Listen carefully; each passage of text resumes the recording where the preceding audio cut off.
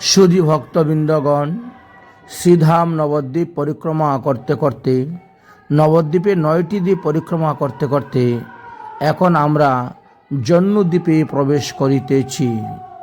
এই হলো জন্মদ্বীপের সীমানা আরম্ভ হয়ে গেছে। আমরা জন্মদ্বীপে প্রবেশ করতেছি। আজ হলো 12ই ফাল্গুন 1432 বাংলা, ফাল্গুন শুক্লপক্ষ অষ্টমী তিথি, বুধবার 25শে ফেব্রুয়ারি 2026 খ্রিস্টাব্দ, বুধবার। আমরা এখন শ্রী সারঙ্গ মুরারির শ্রীপাঠ দর্শন করার জন্য যাচ্ছি। হরিনাম সংকীর্তন যুগে নাম সংকীর্তন করতে করতে মহাপ্রভুকে সঙ্গে করে নিয়ে আমাদের ভক্তবৃন্দগণ সব আমরা রওনা হচ্ছি এবার জন্মদ্বীপ সারঙ্গ মুরারির শ্রীপাঠ দর্শন করার জন্য। সেইখানের মাহাত্ম্য কথা আপনারা শ্রবণ করুন এবং দর্শন করতে থাকুন। আজ হলো আমাদের পরিক্রমার অন্তিম দিবস, সপ্তম দিবস। রাধে রাধে।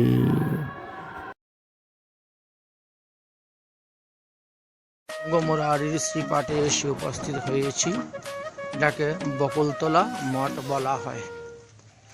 শ্রী শ্রী সারঙ্গ মুরারি ঠাকুরের শ্রীপাঠ। ওদিকে সুধী ভক্তবৃন্দগণ, আজ আমাদের পরিক্রমা শ্রী জন্মদ্বীপে এসে উপস্থিত হয়েছে।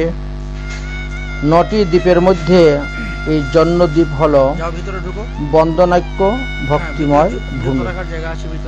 নববিধা ভক্তির মধ্যে এই বন্দনাক্য ভক্তিময় ভূমি শ্রী জন্মদ্বীপে আমরা এসে উপস্থিত হয়েছি। এই জন্মদ্বীপের প্রসঙ্গ সম্পর্কে আপনাদের কাছে বর্ণন করিব। জন্মানি জন্মানি জন্মবাশ্রম ভুবি বৃন্দা অরণ্যকেন্দৌ বন্ধা ইমম অপি তীর্ণ গুল্মক ভাবো ভবতু মম আশা সোমোল্লাসঃ। নবদ্বীপ শতকম নামক গ্রন্থেতে গ্রন্থকার প্রবোধানন্দ সরস্বতী পাদ বললেন, নবদ্বীপের যে সমস্ত দ্বীপ আছে তার মধ্যে জন্মদ্বীপ একটি অন্যতম দ্বীপ। এই দ্বীপকে আশ্রয় করে জন্মমণি বিরাজিত করতেছে। এই দ্বীপটি দেবতাদেরও বন্ধনীয় দ্বীপ, অত্যন্ত পবিত্র দ্বীপ। জন্মদ্বীপে যেন আমি লতাগুল্ম হয়েও বাস করতে পারি। আমার কর্মফলে যদি কখনো বৃক্ষলতা যদি আমার জন্ম হয়, তাহলে জন্মদ্বীপেই যেন আমার জন্ম হয়। এইভাবে মহাজনগণ বর্ণন করে গিয়েছেন। এই কহি ঈশান ঠাকুর ধীরে ধীরে মনের উল্লাসে প্রবেশ হে জাহাননগরে। বর্তমানে আমরা যাকে জাহাননগর বলে জানি, এই স্থানটি কিন্তু পূর্বে জন্মদ্বীপ ছিল। ঈশান ঠাকুর শ্রীনিবাস আচার্যকে বলতেছেন, শ্রীনিবাসে কহে দেখো গ্রাম জন্মনগর, পূর্বে জন্মদ্বীপ নাম কহে বিজ্ঞবর। জৈছে জন্মদ্বীপ ব্রক্ত মহিতলে, তাহা কহি যে কহে প্রাচীন সকলে। জন্মমণি পরম আনন্দে এই স্থানে, দেখি নবদ্বীপ শুভা বিচার হে মনে। অন্য কলি হইতে এই কলিযুগ ধন্য, জাতি অবতীর্ণ প্রভু শ্রীকৃষ্ণ চৈতন্য। সর্ব অবতারের সর্বপ্রিয়গণ সঙ্গে, নবদ্বীপে অবতীর্ণ কলির প্রথমে। ধরিব সেই গৌর বর্ণ উপমার পার, হইব শ্রী অঙ্গের ভঙ্গিমা চমৎকার। নবদ্বীপে করিবেন অদ্ভুত বিলাস, তাহা দেখি কি পূর্ণ হইবে মোর অবিলাস। ওইচে বিচারিয়া মুনি মনের আনন্দে, আরাধয়ে ভুবন মোহন গৌর চন্দ্রে। মুদ্রিত নয়নে মুনি করিতে ধ্যান, হৃদয়ে উদয় হইলা প্রভু দয়াবান। শ্যামল সুন্দর মূর্তি ত্রিভুবন মোহে, বন্ধুরা আজ আমি আপনাদের দেখাবো একটি গাছ। এই গাছটার নাম হচ্ছে সিদ্ধ বকুল গাছ। এই গাছটা 525 বছর আগেকার গাছ। 500 বছর পর গাছটা আবার পুনর্জন্ম লাভ করেছে। এই গাছটার ভেতরটা দেখলে অনেকটা ফাঁপা বা গভীর। এটাকে লাগিয়েছিলেন জানেন? স্বয়ং চৈতন্য দেবী এই গাছটা লাগিয়েছিলেন। তিনি আগেকার দিনে যখন টোল ছিল, সবাই পড়াশোনা করতে যেত টোলে, তিনিও যেতেন। তখন এই গাছটার নিচে তিনি বসে বিশ্রাম করতেন, তারপরে টোলে পড়াশোনা করতে যেতেন। গাছটার এখন বর্তমানে গাছটার চারিদিকে এখন তুলসী গাছ লাগানো আছে। এবার এই গাছটা কোথায় আছে, তাই তো যদি আপনারা কেউ জানতে চান তাহলে কিন্তু আমাকে কমেন্ট করে অবশ্যই জানাবেন। করিতে আলোক রূপের ছটায়, স্বর্ণাদি মিলন সেই উপমা নহে তাই। অঙ্গভঙ্গি কোটি কন্দর্পের দর্প নাশে, দেখি মুনি হইলেন বিভল উল্লাসে। দেখিয়া মুনির চেষ্টা প্রভু গৌর হরি করিল, মুনিরে কহিল মুনিরে স্থির অনুগ্রহ করি। মুনি মহানন্দে পরি প্রভু পদ তলে, করিলেন নিকিত পাদ পদরে তের জলে। করিয়া অনেক স্তনি রহিলা সন্মুখে, সমারে পিল নেত্রদয় প্রভুর শ্রীমুখে। প্রভু আলিঙ্গন করি কহে বার বার, সর্বমনোরথ সিদ্ধি হইবে তোমার। ওইছে কত কহি প্রভু অন্তর্ধান কহিল, প্রভুর ইচ্ছায় মুনি ধৈর্য অবিলম্বিল। আপনার সৌভাগ্য প্রশংসে মনে মনে, হইল মূল তপস্যা সফলে তদিনে। ওইচে বিচারিয়া মুনি চাহে চারি ভিতে, কত সাধে নদিয়ার মহিমা কহিতে। নিরন্তর নদিয়ার চাঁদের গুণ গায়, ভুলায় দূষর শিক্ষিত নেত্রের ধারায়। জন্মমণি মহানন্দে রহে এই স্থানে, এই হেতু জন্মদ্বীপে কহেন বিজ্ঞগণে। জম্বুদ্বীপ শ্রী গৌর চন্দ্রের যে বিহার, সেই সব ভাবিলে হিয়া বিধরে আমার। হেতা ছিল পুষ্পময় অপূর্ব কানন, লোকে কহে জন্ম মুনির ছিল তপোবন। ওই স্থান দর্শনে সর্ব পাপ দূরে যায়, বারহে নির্মল ভক্তি প্রভুর কৃপায়। বন্ধনা আখ্য ভক্তিময় ভূমি হলো এই জন্মদ্বীপ।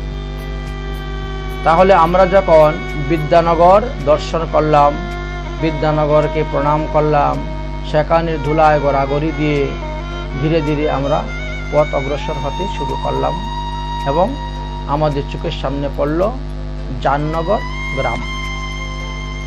এই জামনগর গ্রামই পূর্বে জম্বুদ্বীপ ছিল। অন্তদ্বীপের পশ্চিম দলেই এই জম্বুদ্বীপ অবস্থিত। প্রাচীনকাল হইতেই ভারতবর্ষটা মুনি ঋষিদের দেশ।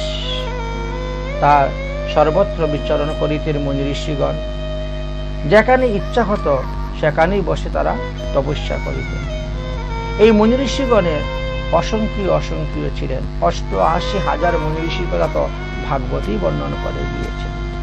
সবার নাম বা পরিচয় যদিও শাস্ত্রে উল্লেখ নেই, তবুও বেশ কিছু কিছু মুনিগণের নাম, তাদের কীর্তিকতা শাস্ত্রেতে উল্লেখ আছে। তন্মধ্যে একজন হলেন অন্যতম এই জন্মমুনি। এই জন্মমুনির কথা শ্রীমদ্ ভাগবত মহাপুরাণে চন্দ্রবংশ বর্ণনের প্রসঙ্গে সুখদেব গোস্বামী পাদ বর্ণন করে গিয়েছেন। তো আসুন আমরা একটু আপনাদের বংশ পরিচয়ের কথা আলোচনা। অবশ্যই লাইক। প্রথমত সৃষ্টির প্রথমে ছিলেন অনাদির আদি শ্রী গোবিন্দ। ভুলবেন না। শ্রী গোবিন্দ যখন এক হইতে বহু হইবার ইচ্ছা প্রকাশ করলেন, তখন তিনি সংকর্ষণ বিষ্ণু, কারণ্যশয়ী বিষ্ণু, গর্ভশয়িক বিষ্ণু এবং ক্ষীরোদশী বিষ্ণু এই 4 রূপে প্রকট হয়েছিলেন। তন্মধ্যে ত্রিদশায়ী বিষ্ণুর নাভি হইতে একটি পদ্মফুল প্রকাশ হয়েছিল, আর সেই পদ্মফুলের মধ্যে ব্রহ্মার জন্ম হয়েছিল। ব্রহ্মা তপস্যা করে ভগবানের বর লাভ করলেন। পরে তিনি 14টি মানুষ পুত্র সৃষ্টি করেছিলেন, যেমন চতুর্ষণ, রুদ্রদেব, নারদ, দক্ষ, অত্রিমুনি, বশিষ্ঠ, ভৃগু, ঋতু, পুলহ, পুলস্ত, অঙ্গিরা, মরিচি, ধর্ম, অধর্ম ইত্যাদি ইত্যাদি অনেকে আছে। তন্মধ্যে ব্রহ্মার চক্ষু হইতে অত্রিমুনির জন্ম হয়েছিল, আর অত্রিমুনির চক্ষু হইতে চন্দ্রদেবের জন্ম হয়েছিল। চন্দ্রদেব তিনি দেবগুরু বৃহস্পতির স্ত্রী তারাকে হরণ করেছিলেন এবং তার থেকে বুধের জন্ম হয়েছিল। বুধের পুত্র ছিলেন পুরুরবার 6 পুত্র ছিল, সত্যায়ু, শতায়ু, আয়ু, রয়, বিজয়, এই 6 পুত্রের মধ্যে বিজয় নামক পুত্র থেকে যে পরম্পরা আসছিল, সেই বিজয়ের পুত্র ছিলেন ভীম, ভীমের পুত্র ছিল কাঞ্চন, আর কাঞ্চনের পুত্র ছিলেন পুত্র। সেই পুত্রের কথাই আমরা এখন আপনার কাছে। পুত্র যখন এই ভারতবর্ষের চন্দ্রবংশের রাজা হয়েছিলেন এবং তিনার ঔরসে তিনার সহধর্মিণী রানী কেশরীর গর্ভেতে এই রাজস্বী জন্নুর জন্ম হয়েছিল। তিনি রাজার ছেলে ছিলেন। জন্নু শৈশব থেকেই জীবনের পরমার্থিক উদ্দেশ্য সম্বন্ধে বিশেষ সচেতন ছিলেন। তাই পিতৃদত্ত রাজ্য পরিচালনার সঙ্গে সঙ্গে তিনি যথাবিধি যাগ যজ্ঞাদি অনুষ্ঠান করতে লাগলেন। একবার তিনি তার নির্ধারিত যজ্ঞভূমিতে বিশেষ যজ্ঞ এমন অবস্থায় দৈবক্রমে সেই যজ্ঞভূমির নিকটস্থ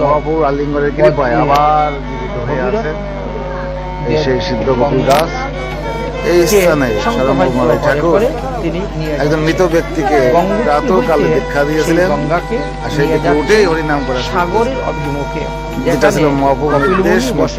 যাকে সকালে সেই স্থানে বর্তমানে আমরা যাকে গঙ্গা সাগর বলি। তাহলে উত্তরাখণ্ড হলো গঙ্গোত্রী। এখানে রাধা গোপীনাথ উত্তরাখণ্ড হইতে গঙ্গোত্রীকে বের করে সেখান থেকে হরিদ্বারে আসলে, সেখান থেকে তিনি দিল্লি আসলেন, তারপর ঘুরে ঘুরে ঘুরে ঘুরে গঙ্গাকে তিনি নিয়ে আসছেন।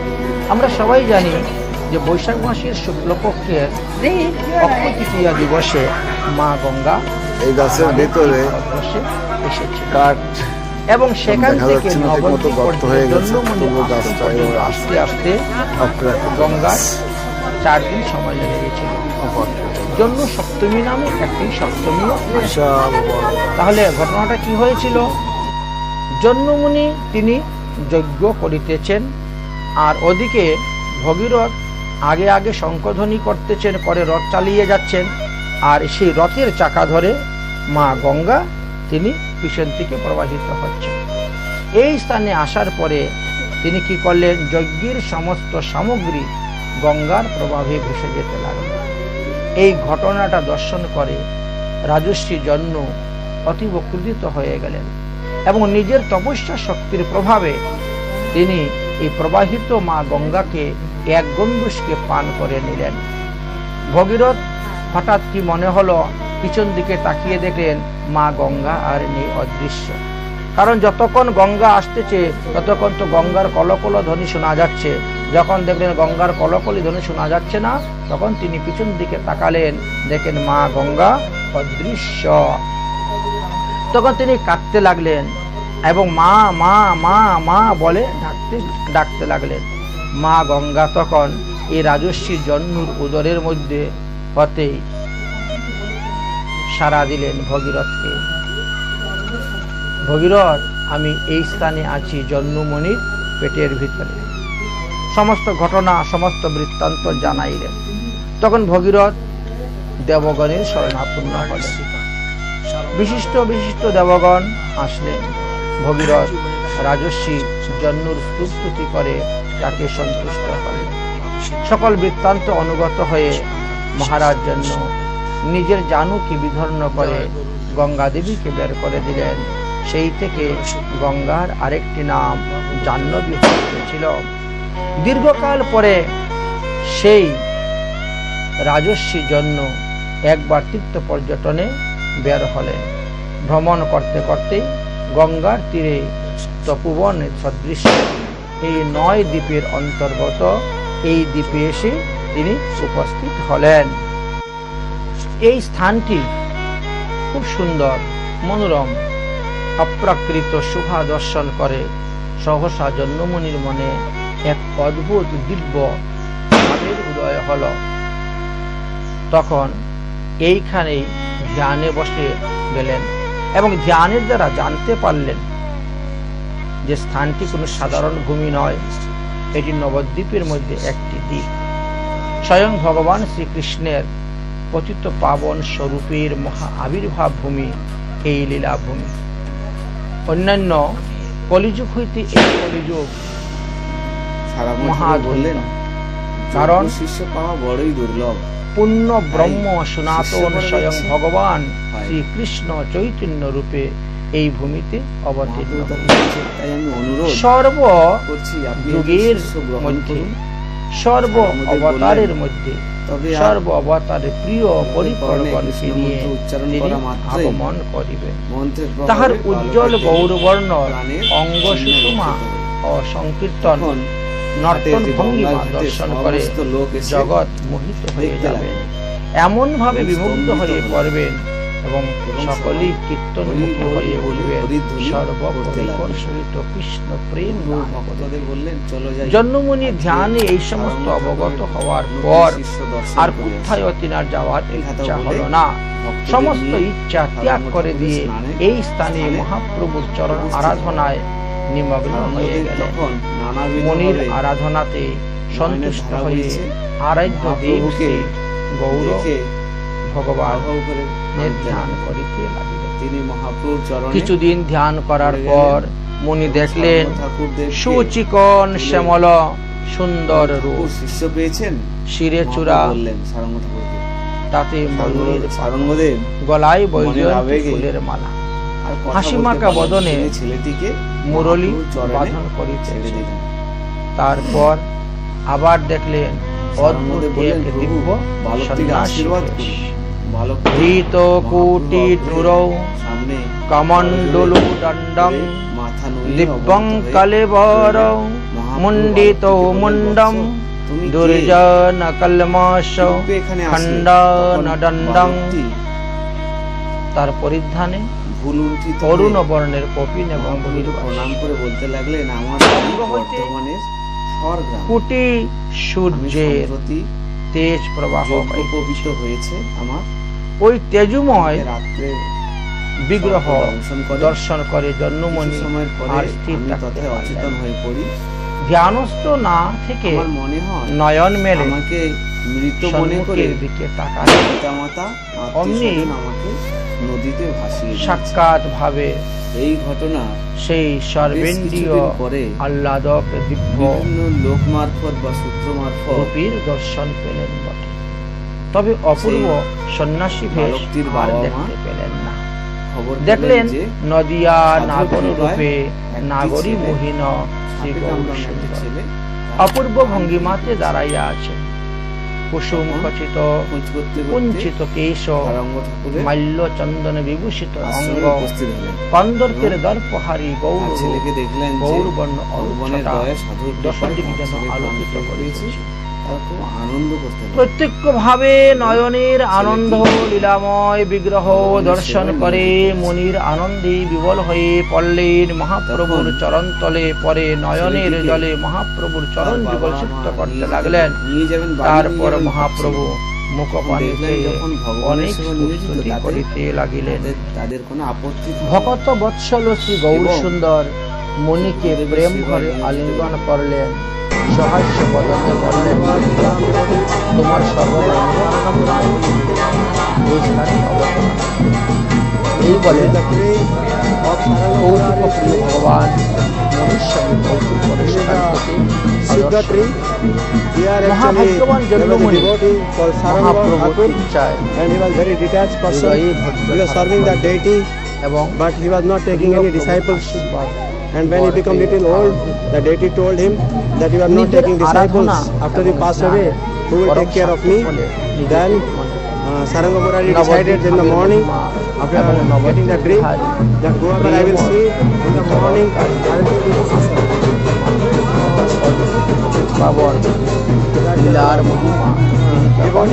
He went to morning taking bath in Ganges, and he seen a dead body coming, floating. Dead body is coming. Then Murari Saranga Thakur decided to give the dead body initiation. That body become alive after getting the mantra, because that dead body actually they was coming in the Ganges. After a snake bite, they thrown him into the Ganges water, and after initiation his name become Murari. So this place becomes Saranga Murari's place. Every year we visit. This tree become a sister tree. Jai Shri Saranga Murari Thakur ki. এই জন্মদ্বীপ দর্শনে কিতাব জ্বালা দূর হয়, মহাপ্রভুর শ্রীচরণে নির্মল প্রেম ভক্তি উদয় হয়। তার সঙ্গে সঙ্গে সর্বাত্মকরণে শ্রী গৌরাঙ্গ মহাপ্রভুর অভয় শ্রীচরণাবিন্দে নিত্য বন্ধনা করিয়া নিষ্কপট ভাবে তিনার সমস্ত অভিলাষ হৃদয়ের পূর্ণ হইয়া থাকে। তাই আমরা এই জন্মদ্বীপের কথা আস্বাদন করিলাম। এই জন্মদ্বীপে সারঙ্গ মুরারির শ্রীপাঠ আছে এবং সারঙ্গ মুরারির শ্রীপাঠ সম্পর্কেও আমরা আলোচনা করব।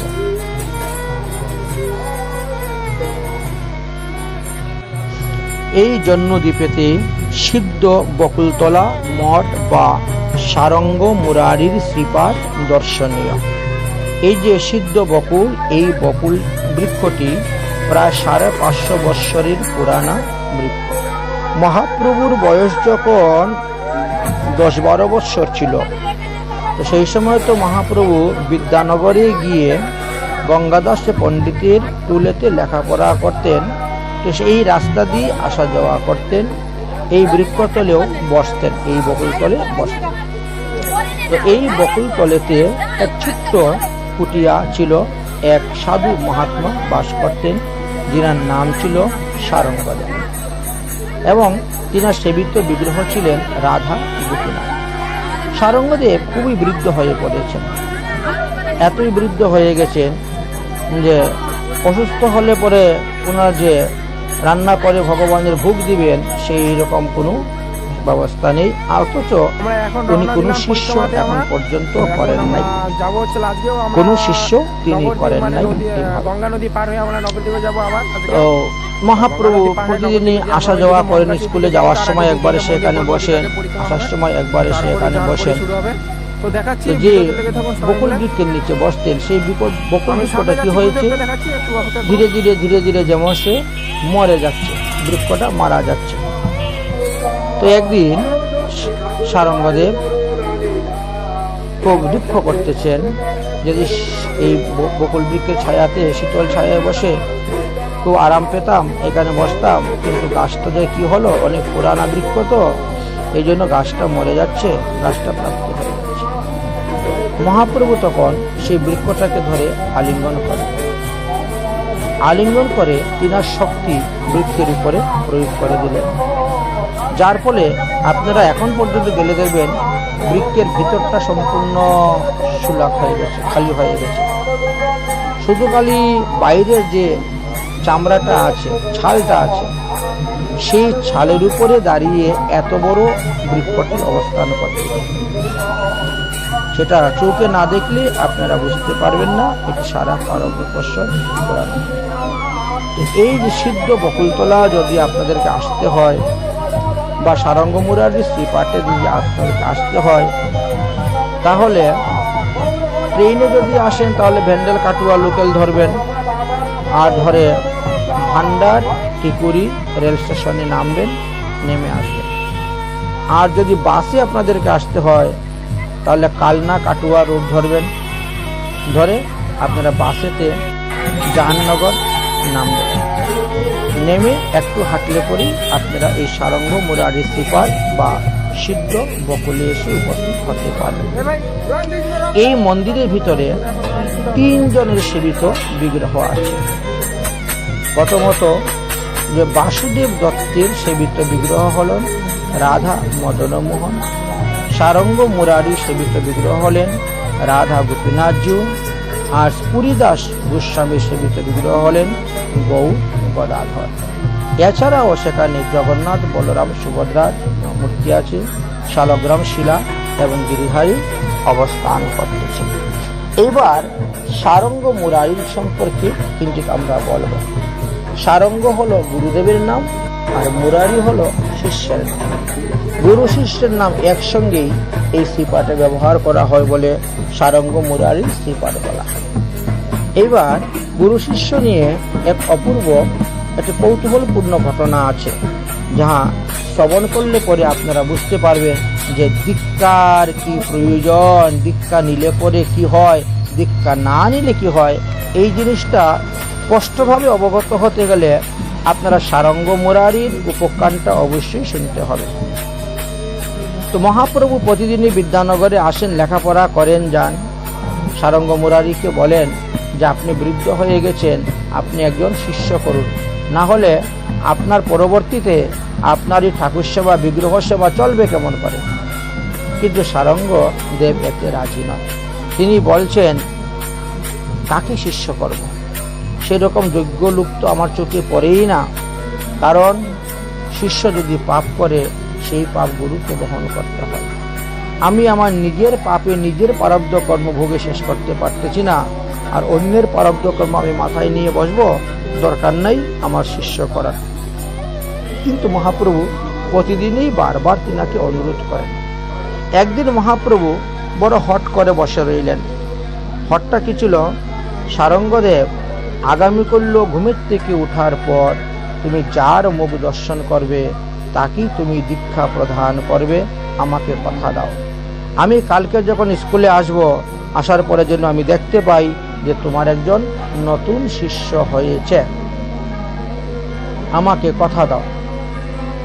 তখন সারঙ্গদেব বড় বিপদের মধ্যে পড়লেন এবং তিনি শেষ পর্যন্ত মহাপ্রভুর এই হট কারণে তিনি কথা দিলেন যে ঠিক আছে তাহলে কালকে সকালে ঘুমের থেকে উঠে আমি যার মুখ দর্শন করবো তাকেই আমি দীক্ষা প্রদান করব। মহাপ্রভু সন্তুষ্ট মনে আবির্ভূত হয়ে নিজ গৃহে চলে আসলেন। সারঙ্গদেব মনে মনে চিন্তা করছেন যে প্রতিদিনই তো আমি নিত্য গঙ্গায় স্নান করতে যাই, গঙ্গা জল নিয়ে আসি, আমি ঘুমের থেকে উঠে কার না কার মুখ দেখবো, আর সেই যদি দীক্ষা নিতে রাজি না হয় তাহলে তো আরো সমস্যা, বিপদ। এখন মহাপ্রভু শরীরে কথা দিয়েছে যার মুখ দেখবো তাকে দীক্ষা দিব, এবার কি করা যায়। সাতপথ চিন্তা করে তিনি কি করলেন, ভোর বেলা অর্থাৎ রাত্রে 4টার সময় উঠেই তিনি গঙ্গা স্নানে চলে গিয়েছেন। গঙ্গা স্নানে গিয়ে তিনি গঙ্গা স্নান করেছেন, গঙ্গার জলে দাঁড়িয়ে আমিষ মন্ত্র জপ করেছেন, গঙ্গার জল কলসে ভরে নিয়ে এবার তিনি গৃহের দিকে ফিরবেন, কুটিয়ার দিকে ফিরবেন। এমন সময় একটা কলা গাছের ভেলা এসে ওনাকে চেয়ে দেখলেন একটা কলা গাছের ভেলার মধ্যে একটা মৃত ব্যক্তি বন্ধন অবস্থায় আছে। আমরা জানি যে সমস্ত লোকের সর্প আঘাতে মৃত্যু হয় তাদেরকে পুরানো হয় না, গাড়ানো হয় না, জলে ভাসিয়ে দেওয়া। তিনি বুঝতে পারলেন যে সর্পাঘাতে মারা গিয়েছে আর তাকে জলে ভাসিয়ে। তো মহাপ্রভুর সঙ্গে তো কথা ছিল যে ঘুমের থেকে উঠে যার মুখ দেখবো তাকে দীক্ষা দিব, তাহলে এই মরাটাকে দীক্ষা দিবে। এইভাবে 7 পা চিন্তা করে তিনি সেই কলা গাছের গোড়ার রশি দিয়ে বান খুলে যখন মৃতর মুখের থেকে কাপড়টা সরালেন, তখন দেখতে পেলেন যে 12 বয়সের খুব সুন্দর বালক। তার মস্তক মুন্ডন আছে, গলেতে যজ্ঞ পবিত্র আছে, তুলসী মালা আছে, ইত্যাদি দর্শন করে তিনার মনটা কাদু কাদু ভাব হয়ে গেল। আহারে, যদি এই ছেলেটা জীবিত থাকতো আর যদি তাকে আমি দীক্ষা দিতে পারতাম তাহলে নিশ্চয়ই এ আমার ঠাকুর সেবা পূজা করতে পারে। দেখে মনে হচ্ছে ব্রাহ্মণ সন্তান, মুখের দেখে মনে হচ্ছে সৎ ভালো ব্যক্তি হবে। কিন্তু কি করা যায়, মারা গিয়েছে সেই মৃত ব্যক্তিকে তাহলে দীক্ষাটাই দিল। এইভাবে চিন্তা করে তিনি তখন গঙ্গা থেকে মৃত্তিকা তুললেন, বলে সেই মৃত ব্যক্তি দাদের সঙ্গে তিলক করলেন। নিজের গলার থেকে তুলসী কাষ্ঠের মালা খুলে সেই মৃত ব্যক্তির গলার থেকে গঙ্গা জলের ছিটা তাকে দিলেন এবং শাস্ত্রবিধি অনুসারে মন্ত্র সেইভাবে অষ্টদশিষ্ট মন্ত্র তার করলেন।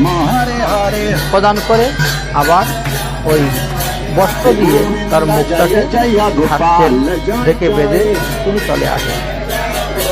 এমত অবস্থায় সেই শিশু জীবিত হয়।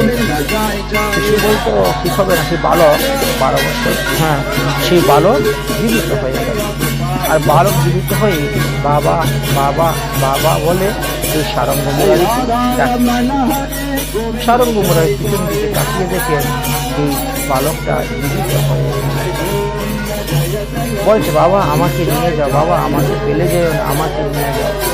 সারঙ্গ দেবের দয়ায় হৃদয় হলো, তিনি সেই বালকটাকে নিয়ে আসলেন। জিজ্ঞাসা করলেন, তোমার নাম কি? সে কিছুই বলতে পারল না। তোমার বাড়ি কোথায়? তুমি কোথা থেকে এসেছ? তুমি কিভাবে মারা গিয়েছিলে? কে তোমাকে কলা গাছের খেলা বানিয়ে ভাসিয়ে দিয়েছে? কতদিন আগে তুমি মারা গিয়েছিলে? তোমাকে ভাসিয়ে দিয়েছিল কি ঘটনা? কিন্তু পূর্ব সমস্তই তার লুপ্ত হয়ে গেছিল, কোনো কিছুই তার মনে নেই। এদিকে